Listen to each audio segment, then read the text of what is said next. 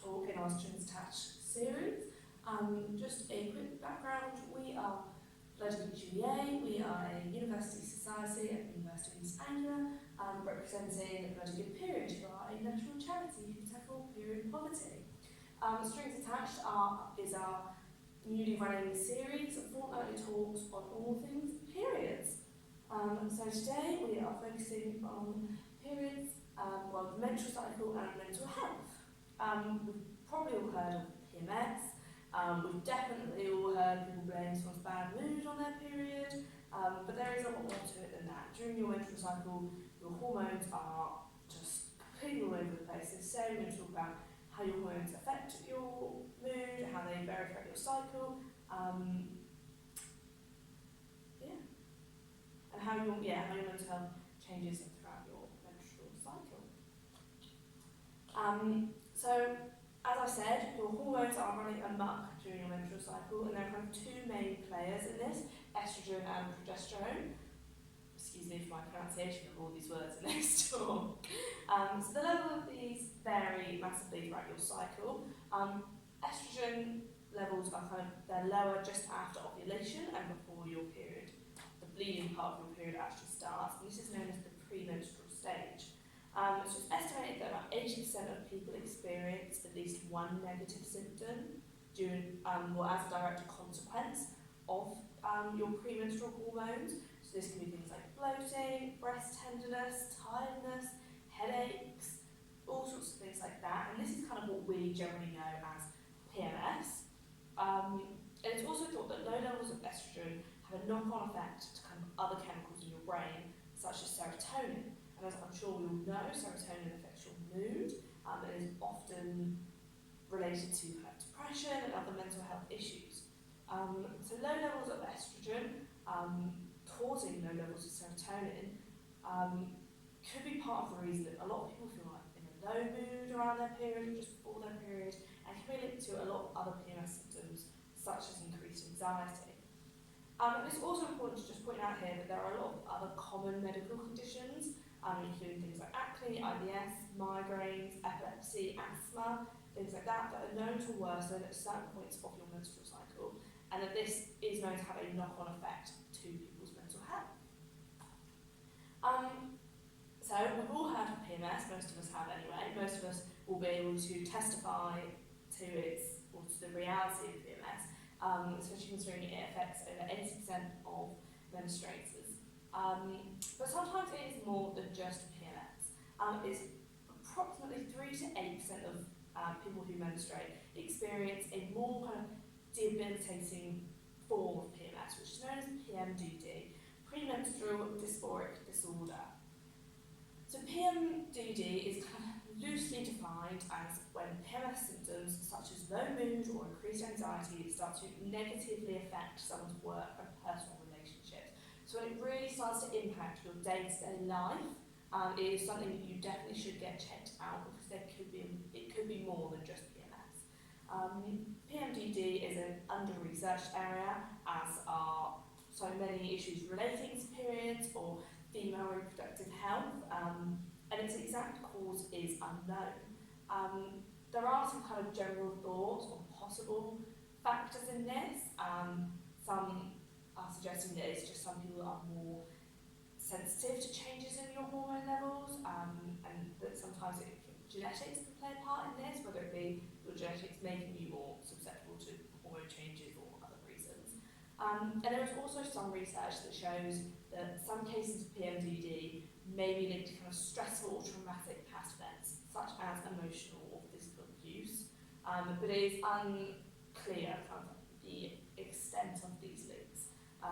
Without more research, we will never know what causes it or how to stop it, but there are kind of some sort of, I don't want to say cures, that's not the right word I'm looking for, but a lot of women suffering with this can go on things like antidepressants and things like that to try and help alleviate some of their symptoms.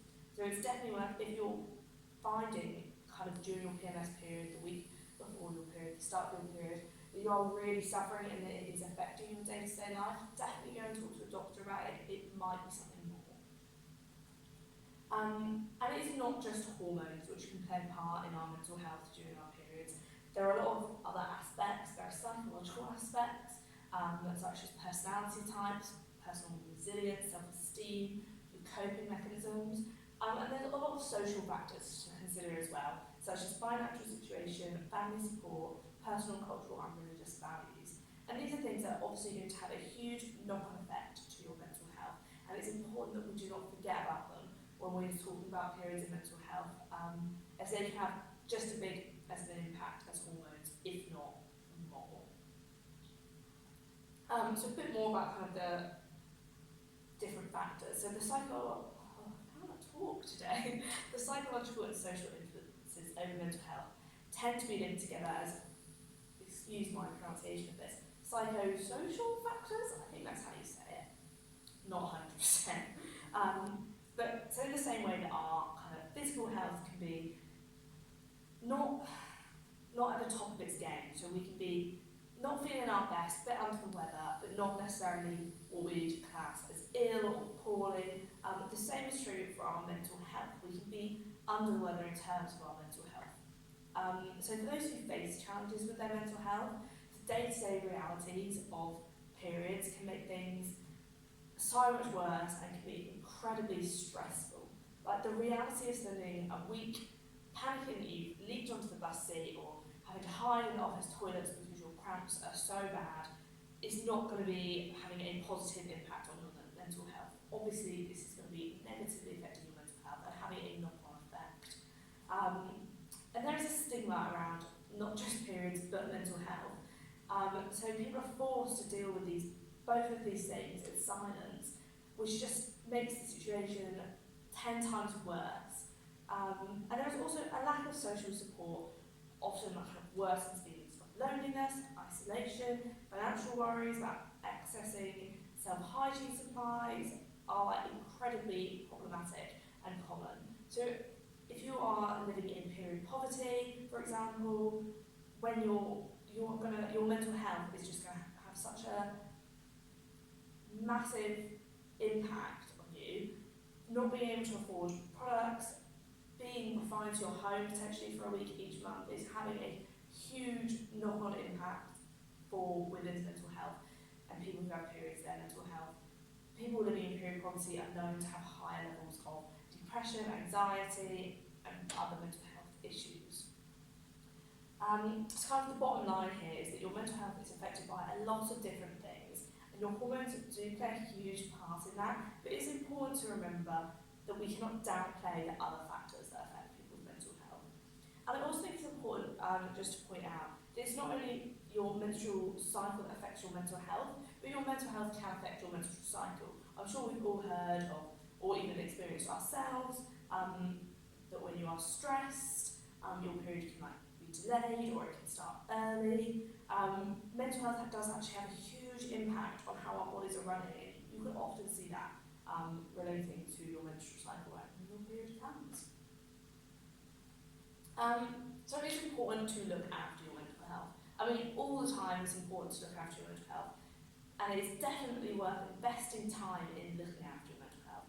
But during your period and throughout your cycle, this can be even more important. So one of the best things I personally think you can do is get to know your cycle. This can be an invaluable tool in helping you manage. You'll likely find that your mood follows a cycle, and knowing when you're likely to feel a bit more stressed, a bit more anxious, a bit low, makes it so much easier for you to make plans around this and be able to make sure that you have everything you need to be able to cope during those times. I personally really recommend using a period tracking app. I personally like Flow and Clue. You can track all sorts of things, including your kind of mood, your mental health, as well as more kind of physical symptoms. And for me personally, I track absolutely everything on this app, from my mood and even things I don't feel are necessarily related to my cycle. I actually started doing this and quickly realised that when I was having constant headaches for a week every month, it was actually when I was ovulating. And it's great to be able to go to a doctor and be able to show them kind of a full history of your symptoms, even if they're not related to your period. It's just a great way to have it all in one place. You can just be like, this is what I'm doing. And I think you will be surprised how much it actually does relate to your cycle. So the next thing I think is really important to do is to talk about it, whether this be with your friends, your family, a support group, peer support, or even anonymously online. A lot of places have great chat functions on mental health websites. Places like Mind and things, they have really great chat functions, so you can just pop on there. Do not feel that you need to suffer in silence. Reach out if you need to, and don't pass it off as just saying it's your period and you'll be better in a few days. It's so important to take this seriously, take your mental health seriously, and really do reach out if you feel you need to. So it's also obviously really important to look after your emotional well-being as much as you can. Find things that work for you. It might be specific relaxation techniques, going for a walk, being out in nature, watching your favourite film. I know for me, whenever I'm feeling low or anxious or stressed or anything like that, I watch Harry Potter. Come summer season, all my flatmates ever hear is just Harry Potter on in my room 24/7. It is really important to find something that works for you and find something that helps you relax or separate yourself from the situation, helps make you feel better. And it is really important that you do not beat yourself up about this. I am terrible for this, so I'm really used to listening to my own advice here. But I know when I'm feeling really low, kind of during my period or before my period, I end up just thinking to myself, like, oh, I'm just being stupid, it's a period, half the population gets them, I need to just kind of sort myself out and get on with it. And in reality, that just isn't helpful to the situation at all, and it's just not true at all.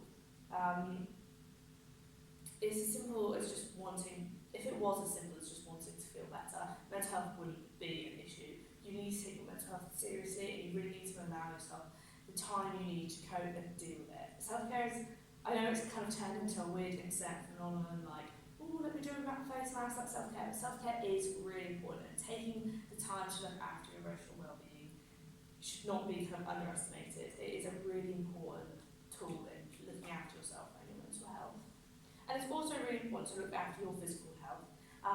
This is really important on your period. Your body is busy doing so much other stuff that we really need to look after ourselves. You need to try and get enough sleep. I find I always need way more sleep than normal on my period. Take the time to have as much sleep as you need. You need to try and eat a balanced diet. Make sure you're eating enough. And I feel a bit hypocritical saying this because I know that my food habits on my period are incredibly questionable, but it can really make all the difference if you're eating well. And it's really important to try and maybe do some light exercise. Exercise has been proven to have a whole host of positive impacts. It will make you feel better mentally, it really does help your mental health, and it can also reduce cramps, which is a nice other benefit. So to kind of sum up, we really need to make sure we are taking the time to look after ourselves and our mental health, not just on our periods, but especially in your period. Getting to know your cycle and tracking it and allowing yourself to plan in that kind of extra time you might need is really important, and I highly recommend it. Especially now we are entering, obviously, the second lockdown. Who knows how many lockdowns we'll have in the future or kind of what situations will happen. Try not to beat yourself up. Look after your mental health. It's more important now than ever in these sorts of situations. Make sure you're talking to people, checking on your friends and family, and don't feel scared to reach out for help if you need it. I know that me and all the other committee members would be more than happy to chat to you. We'd love to talk to you. If you have any problems or you want to reach out to someone, please reach out to us. We are here. So yeah, thank you for listening to this. We have another talk in 2 weeks, obviously, a fortnightly talk. We don't have a topic for that one yet, so stay tuned. And if you're interested in coming and giving a talk for us on anything period related, please get in contact with me. We'd love other people